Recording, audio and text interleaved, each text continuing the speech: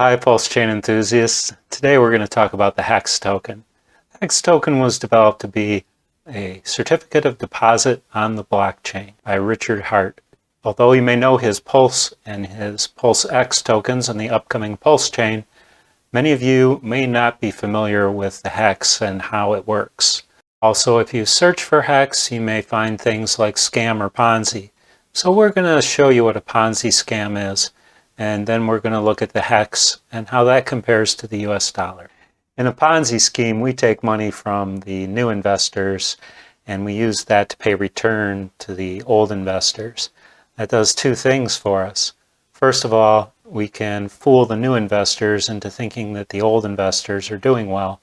Second, some of the old investors will truly believe they're doing well, and why not? Let's put more money into the Ponzi scheme. Meanwhile, our white-collar criminal down here is taking money and stuffing it in his case, and if he's lucky, he can run away like this guy is before the heat comes down on him. One of the defining characteristics of a Ponzi scheme is an above-average return. Anytime you're promising returns of 20% or higher, you should be suspicious. But let's find out how HEX works and why you have high returns with HEX. Now here's the chart for HEX tokenomics, and you can see it's quite a bit different. Whether you're a new investor or an old investor, you have pretty much the same choice. You can store your tokens in a wallet. No different than any other wallet. You'll see there's no arrows coming out of these wallets where these coins are stolen to give to other investors. They just sit in the wallet like any other coin. If you want a return on your HEX, then you have the option of staking. When you stake, your coins are burned, and then you go into the stake pool, and everybody in the pool gets to share 3.69 annual percentage inflation. Notice I didn't say that you earn 3.69%. 3.69% is calculated on all of the tokens. Only the people staking share that, and since there's only a few people staking, you get a lot bigger return than 3.69%. For myself, I've staked some coins for a couple years, and I'm getting about 16% on my coins. People who stake larger amounts and longer periods get up to around 40% on theirs. It all depends on how many people stake, because the more people stake, the more people divide up the pool, and then the rate goes down, and it's recalculated on a daily basis. So you may wonder, why are we doing this with inflation? Well, there's a couple good reasons. In this way, you know exactly what the inflation is going to be on an annual basis of the coin, 3.69% more supply every year. With other types of yield, you have to endure counterparty risk of somebody else who's taking coins, sending them off, and maybe giving them to short sellers or some other fairly risky enterprise. So you don't know where your coins are at, and if something blows up out there, you could lose your coins.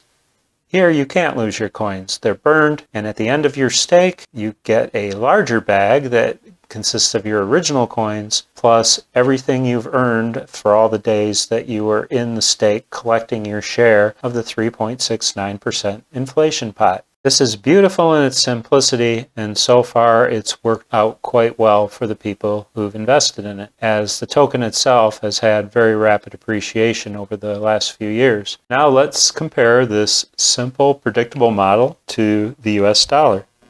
The US dollar, we have no such predictability. The US Federal Reserve ends up creating random inflation in the economy. For the last couple years, it's been about a 12% increase in the token that is called the US dollar.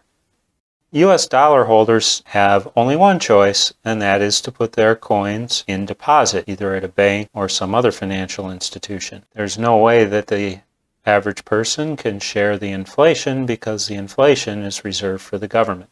The fine people here over in Congress have learned that they can continually spend more money than they take in, and that results in the Federal Reserve having to inflate the money supply to feed their never-ending political greed. In addition, the U.S. debt has grown out of control, and we're to a point where we're going to have to continue to print money to fund the U.S. debt, as well as our Social Security and Medicare costs are getting out of control, and we'll have to print money to fund them as well. So based on this, if you're going to do a long-term time deposit, what would you prefer? Would you prefer to know the annual inflation and to actually be able to share in the inflation yourself? Or would you prefer to be down here desperately trying to keep up with inflation with no opportunity to share in it? It's kind of an odd question and maybe an odd frame of reference that most people don't think about every day. But if you look at the two systems, that's the big difference. With HEX, it's a known inflation that you get to share. With the US government and their dollar, it's an unknown inflation.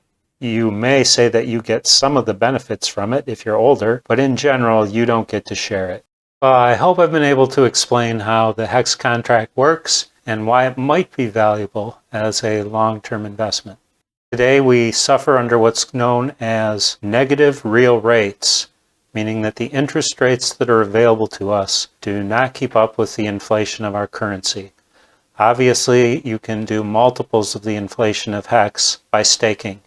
The only danger is, of course, HEX is a cryptocurrency, and there's no guarantee what the future value of those tokens might be. But the concept is definitely good in terms of being able to control, number one, your inflation, number two, your risk, and get a very high rate of return. Well, this has been fun. I hope to see you again soon.